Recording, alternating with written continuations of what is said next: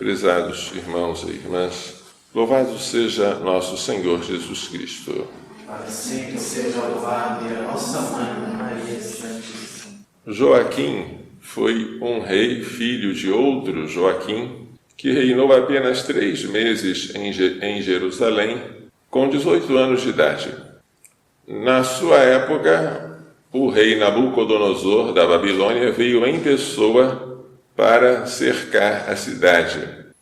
E Joaquim abriu as portas da cidade e se entregou a ele. E o rei Nabucodonosor deportou para a Babilônia o rei Joaquim, toda a família real e toda a população que possuía alguma utilidade, alguma habilidade. Deixou em Jerusalém só o povo mais pobre. E quanto ao templo que Salomão havia construído, ele retirou todos os objetos preciosos para levá-los para a Babilônia. E no lugar de Joaquim, que ele levou para a Babilônia, colocou em seu lugar o seu tio Matanias, mudando o nome dele para Sedecias. Sedecias ocupou o trono de Jerusalém, mas submisso ao rei da Babilônia.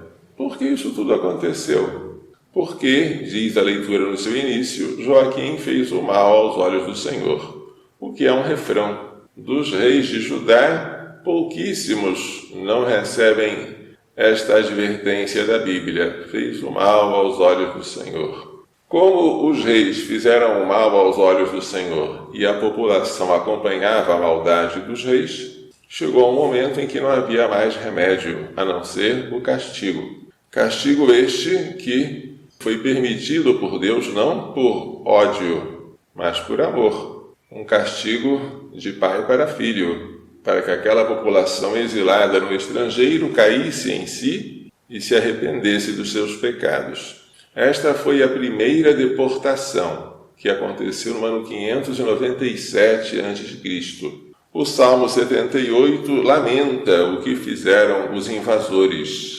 Invadiram vossa herança os infiéis, profanaram, ó Senhor, o vosso templo, e ao mesmo tempo pede misericórdia. Não lembreis as nossas culpas do passado, mas venha logo sobre nós vossa bondade, pois estamos humilhados em extremo. O povo possuía sobre aquela cidade, sobre o templo, uma espécie de devoção supersticiosa. Esta cidade ninguém consegue atacar, e esse templo ninguém consegue profanar. Deus mostrou que não é assim. Nós não podemos nos apegar às coisas sagradas, como a Arca da Aliança, como o templo, como a cidade de Jerusalém, como se fossem amuletos. Se nós fizermos isso, o Senhor nos castiga, destruindo esta falsa confiança que nós pusemos nas coisas. O que nos salva são as boas obras praticadas em estado de graça. Jesus diz no Evangelho hoje que nem todo aquele que diz a Ele, Senhor, Senhor, entrará no reino dos céus. Clamar pelo nome dele não é suficiente. É necessário praticar a vontade do Pai que está nos céus. Naquele dia, ou seja, no dia do juízo, muitos vão me dizer, Senhor, Senhor, não foi em teu nome que profetizamos? Portanto, não é suficiente profetizar em nome de Jesus. Não foi em teu nome que expulsamos demônios? Portanto, não é suficiente fazer exorcismos em nome de Jesus. Não foi em teu nome que fizemos muitos milagres? Fazer milagres, mesmo numerosos, não é suficiente para nós entrarmos no reino dos céus. Então eu lhes direi publicamente, jamais vos conheci. Afastai-vos de mim, vós que praticais a iniquidade.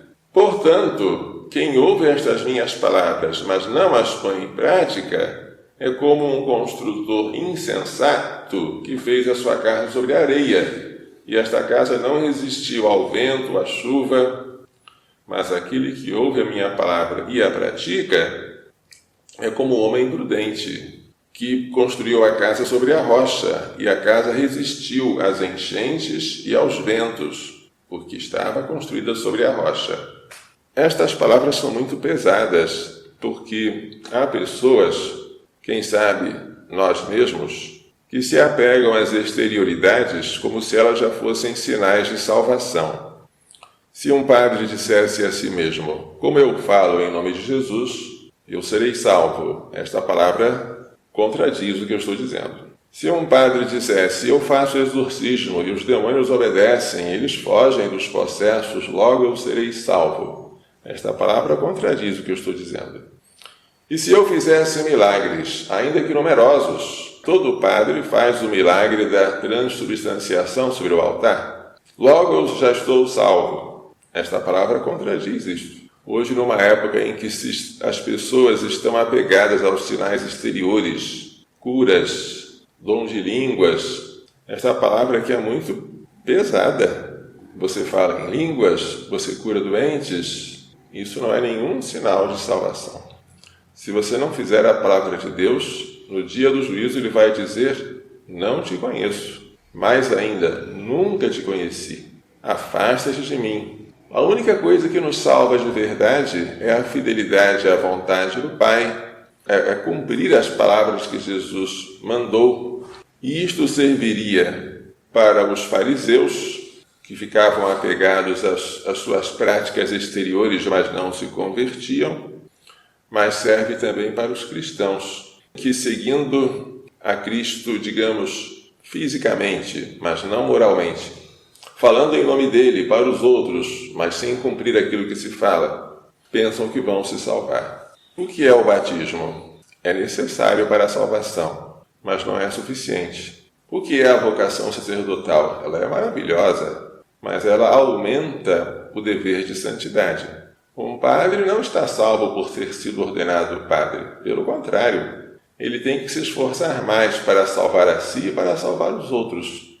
O entendimento de que nós estamos numa luta, estamos num combate e não podemos largar as armas é fundamental para a nossa salvação e a salvação daqueles que nos foram confiados.